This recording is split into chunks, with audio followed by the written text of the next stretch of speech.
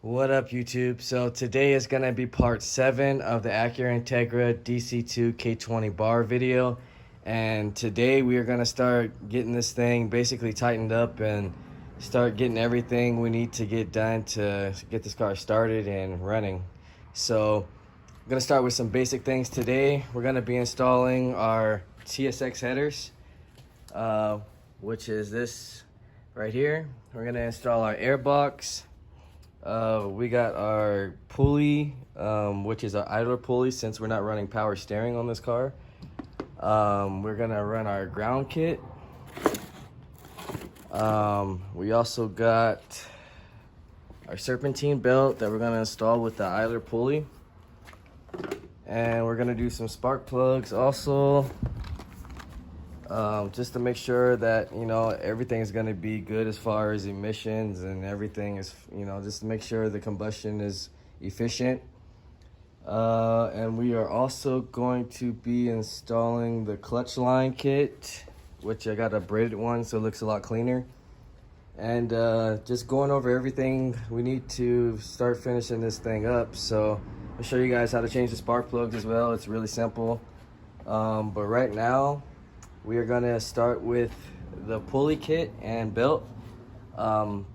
Basically what we're going to do is just 2 bolts right here, 12mm bolts. We just install the pulley kit, which is going to be just like this.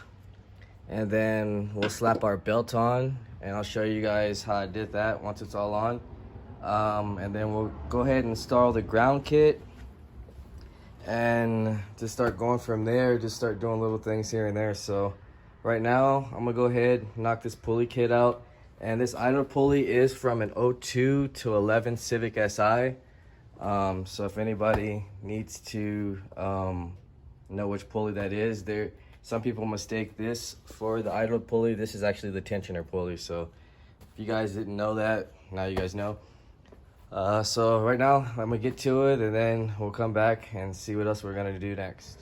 Alright, so now that we're back, I just wanted to go over some things with the spark plugs. So when swapping them out, they're all just 10mm bolts for the cover as well.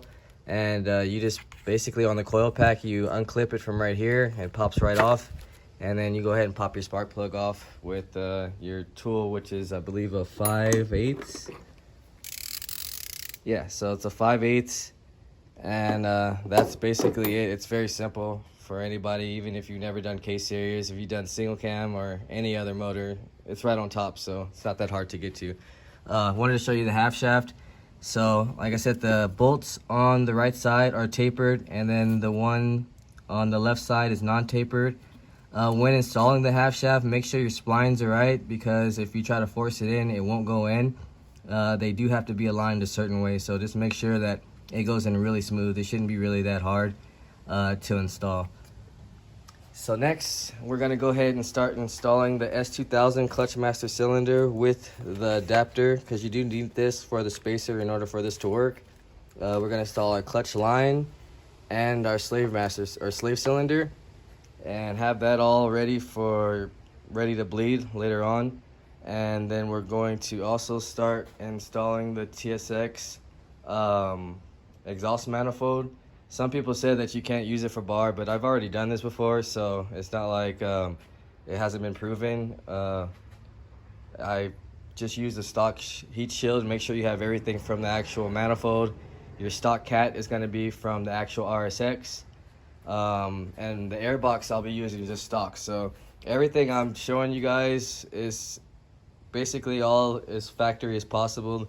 Only thing that's really going to be aftermarket is just simply the mounts, the AC kit, and yeah, that's it. This S2000 kit, but that's not really aftermarket. It's just an upgrade besides the bracket.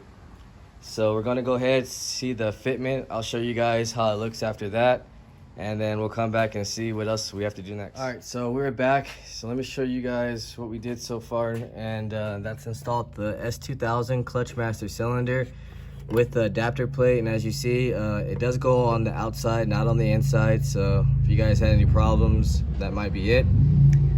We got our carbon clutch line installed with our slave cylinder, so we're ready to bleed that up. And let me show you the headers, the TSX headers. They do fit perfectly. As far as clearance of like back here on the subframe and everything. But let me show you at the bottom. It is gonna be sort of low down here.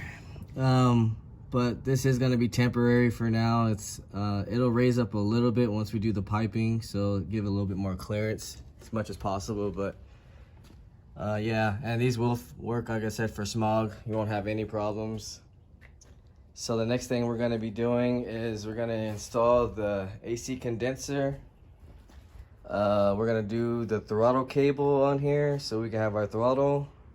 And then we'll throw in the air box just to show you guys how it's gonna look most likely after we start to get it running. So we'll knock that out, and then I'm gonna go ahead and test fit the radiator. Make sure, I think the bottom hose might have to be a little bit different. I forgot if I changed it out or not, but we'll check out for clearance for that as well. So we're gonna go ahead and knock those things out, and then we'll come back and finish up this video.